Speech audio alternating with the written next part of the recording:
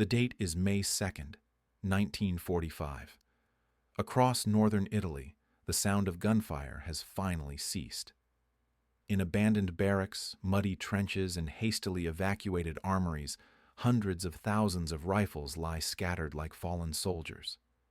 The Carcano M91, Italy's standard infantry rifle for half a century, rests silent for the first time since 1891. Some are stacked in orderly pyramids by surrendering troops. Others lie half-buried in the spring mud of the Po Valley. A few still clutch the hands of dead soldiers who will never return home. These rifles had served through 2 world wars, fired by Italian soldiers from the mountains of Ethiopia to the frozen steppes of Russia. They had been captured and recaptured, modified and rebuilt, issued and reissued for over 50 years. But now, as Allied forces sweep across the Italian peninsula and German resistance collapses, these weapons face an uncertain fate far more final than any battlefield. The war was over, but a new mystery was just beginning. What really happened to the Carcano rifles after the guns fell silent? To understand the scale of what we're talking about, we need numbers. Between 1891 and 1945, Italy produced approximately 4 million Carcano rifles in various models.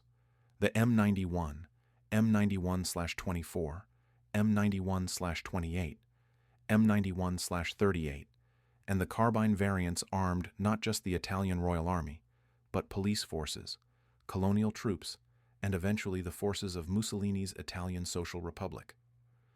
By May 1945, roughly 2.5 million of these rifles remained in various conditions across Italy, North Africa, the Balkans, and scattered across former battle zones throughout Europe.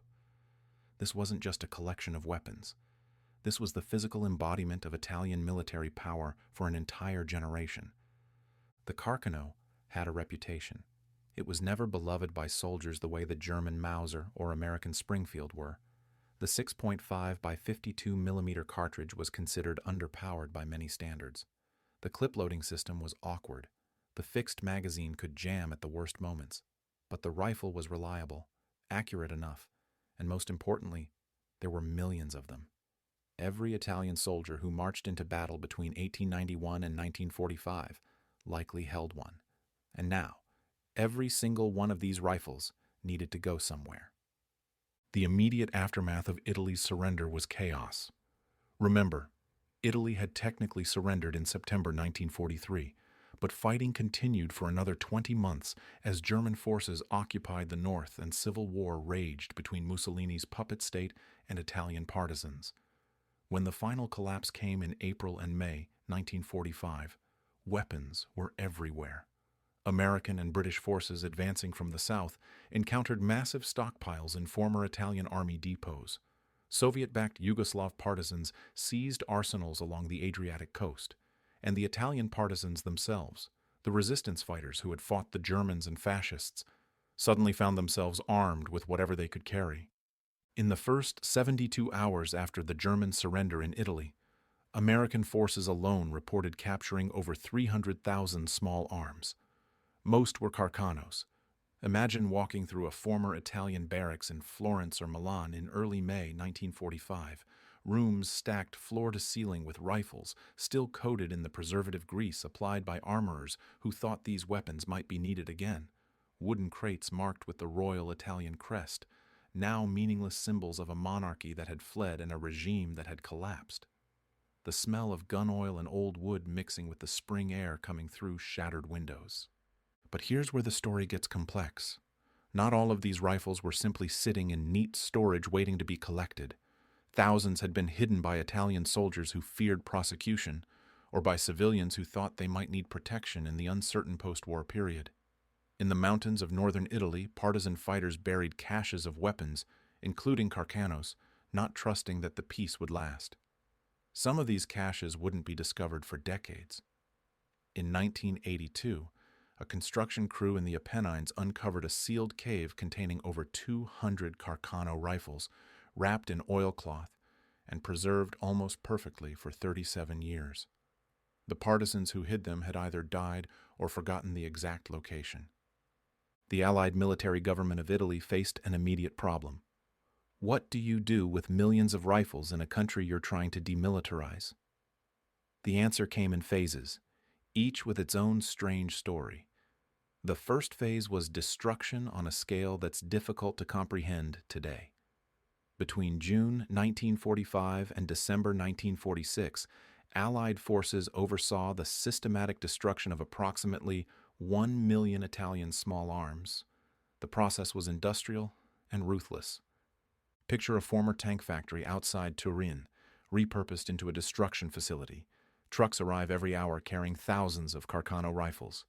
Workers, many of them former Italian soldiers now employed by the Allied occupation, unload the weapons onto conveyor belts. The rifles move through stations where any valuable components are removed. The bolts are separated, the barrels are cut, the receivers are sheared. What remains goes into massive hydraulic presses that crush the wood and metal into unrecognizable cubes. The sound of splintering walnut stalks and groaning steel echoes across the factory floor 12 hours a day. But destruction wasn't efficient enough for the quantities involved. So the Allies turned to another method: the sea.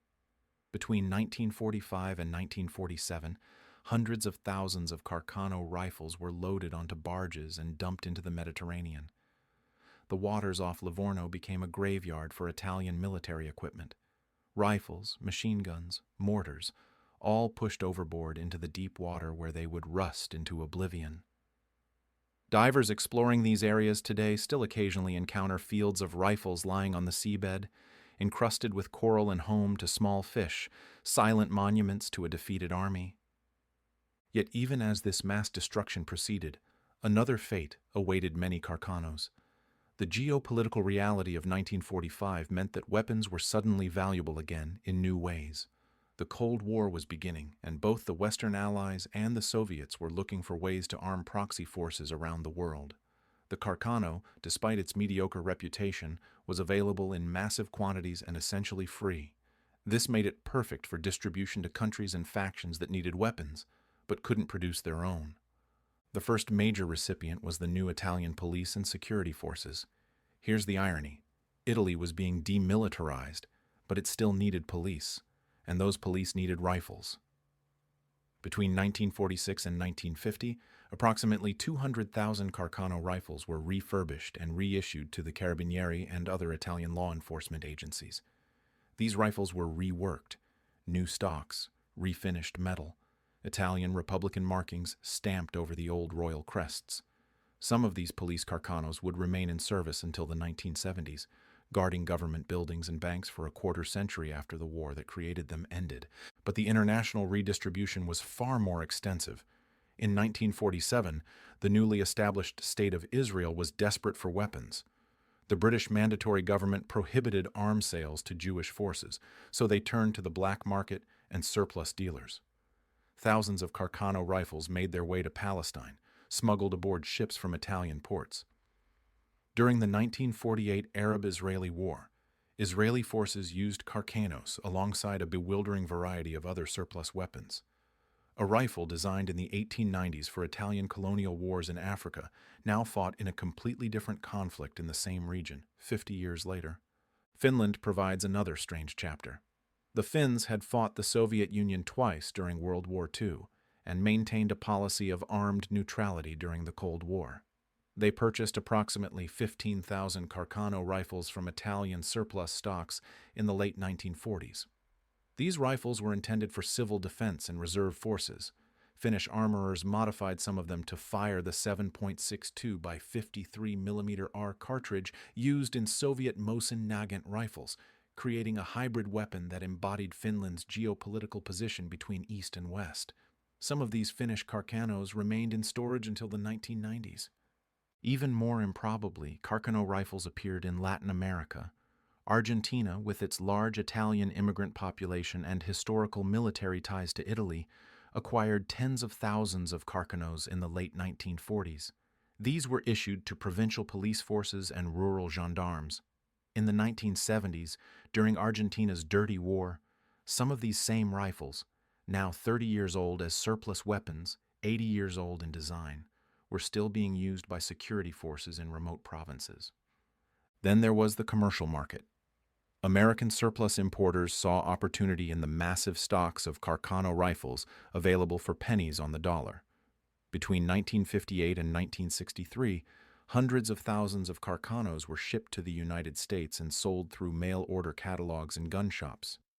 These rifles, which had armed Italian soldiers through 2 world wars, could be purchased by American civilians for as little as $12. The advertisements described them as excellent for target shooting and a piece of history. Most buyers were gun enthusiasts looking for an inexpensive rifle. The weapons were considered surplus curiosities, nothing more, until November 22, 1963. On that day, a mail-order Carcano rifle, serial number C2766, fired the shots that killed President John F. Kennedy in Dallas, Texas. The rifle had been manufactured at the Royal Arms Factory in Terni, Italy in 1940.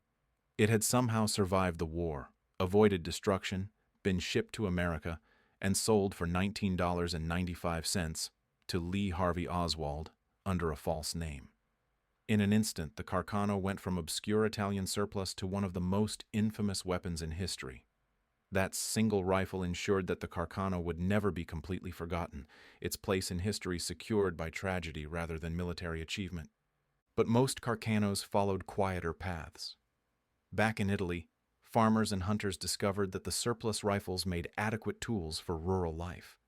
Deer hunting in the Apennines, wild boar in Sardinia, predator control in Sicily, the Carcano found a peaceful retirement doing the work that millions of surplus military rifles have done around the world. Gunsmiths modified them, shortening barrels, adding commercial sights, rechambering them for different cartridges. By the 1960s, it was common to find Carcano rifles in Italian farmhouses that had been so modified they barely resembled military weapons anymore. The Yugoslav connection reveals yet another layer of this story. Josip Broz Tito's partisan forces had captured enormous quantities of Italian weapons during the war, especially after Italy's 1943 surrender. These weapons armed the Yugoslav People's Army in its early years. But more interestingly, when Tito broke with Stalin in 1948 and Yugoslavia pursued its independent path, they began providing military aid to anti-colonial movements around the world. Carcano rifles from Yugoslav stocks appeared in conflicts across Africa and Asia throughout the 1950s and 1960s. Some were found in the hands of Algerian independence fighters battling the French. Others turned up in Indonesia. The Italian rifle, designed for colonial conquest, was now being used by anti-colonial forces fighting for independence. There are stranger stories still. In 1967, a cache of approximately 300 Carcano rifles was discovered in a sealed bunker in the Austrian Alps. They had been hidden there by Italian troops retreating from Austria in 1945, packed away with the intention of retrieval that never came. When Austrian authorities opened the bunker 22 years later, the rifles were in pristine condition, still coated in preservative grease, the ammunition still viable. They were immediately destroyed under the terms of Austria's post-war demilitarization agreements, but not before historians photographed and documented them as a perfect time capsule of Italian military equipment at the moment of surrender. In Egypt, Carcano rifles armed police forces in the 1950s, surplus weapons purchased through Italian dealers. During the 1956 Suez Crisis, some of these rifles were captured by Israeli forces, meaning that Carcanos fought on both sides of that conflict. Weapons that had started in Italian hands, been sold to different countries, and ended up opposing each other in a war neither Italy nor the rifle's original designers could have anticipated. The Ethiopian connection carries dark historical irony. Italy had invaded Ethiopia in 1935, using Carcano-armed troops to conquer one of Africa's few independent nations. After World War II, some of those same rifles ended up back in Ethiopia, this time sold as surplus to the government of Haile Selassie. Ethiopian forces used Carcanos through the 1960s, a weapon of colonial oppression repurposed for the defense of the nation it had once helped subjugate. By the 1970s, the great dispersal of Carcano rifles was essentially complete. Millions had been destroyed. Hundreds of thousands had been redistributed to armies, police forces, and resistance movements around the world. Tens of thousands had been sold to civilian shooters and collectors. But there was one more chapter yet to be written: rediscovery. In the 1980s and 1990s, military historians and collectors began to appreciate the Carcano not as a mediocre rifle, but as an artifact of Italian military history spanning an extraordinary period. These researchers started tracking down surviving examples, documenting variations in manufacturers, preserving what remained of Italy's firearms heritage. Museums in Italy began acquiring Carcanos for their collections, recognizing that these weapons told the story of Italian soldiers in ways that documents alone never could. Divers started exploring those underwater dumping sites off the Italian coast.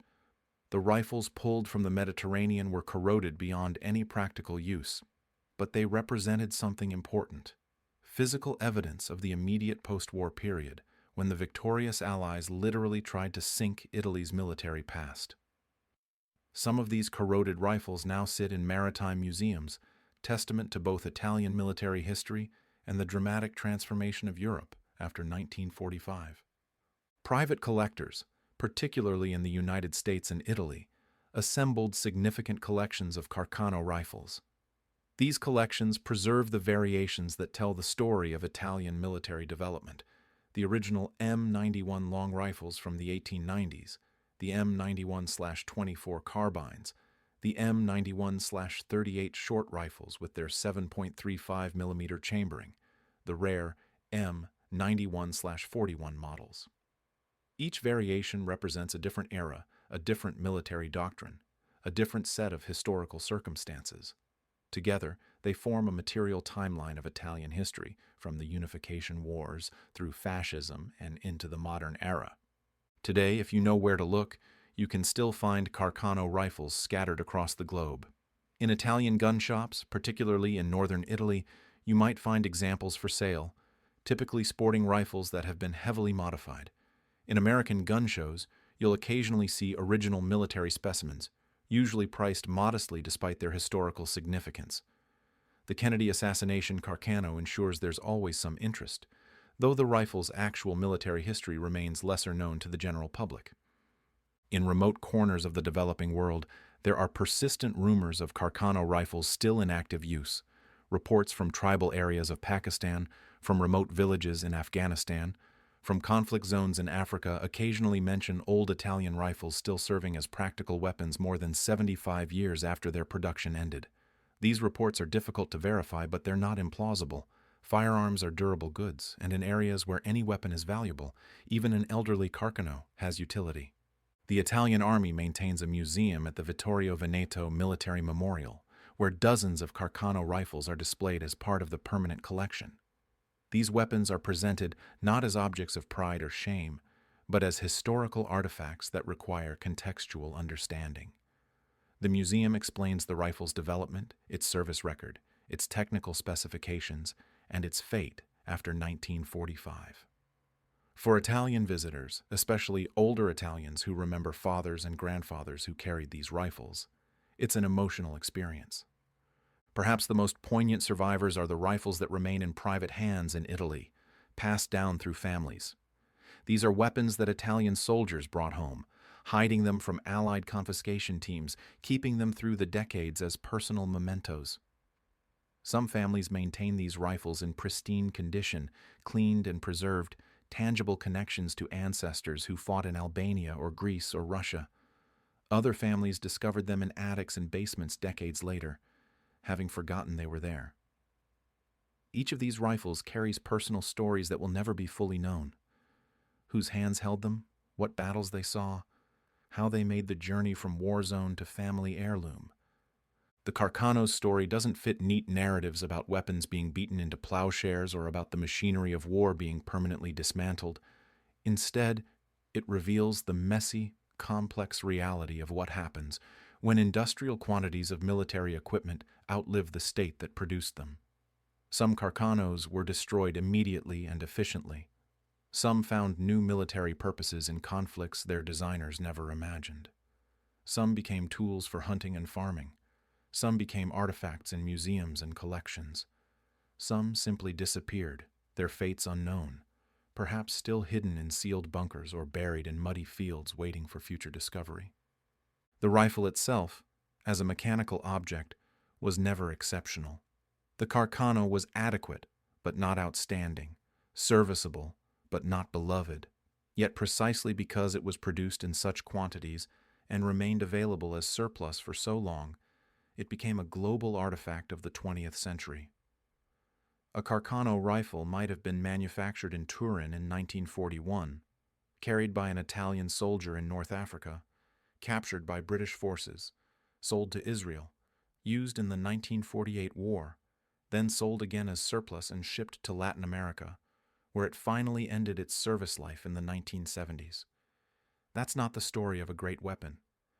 That's the story of global conflict, decolonization, the Cold War, and the long shadow of World War II, all embodied in a single piece of metal and wood.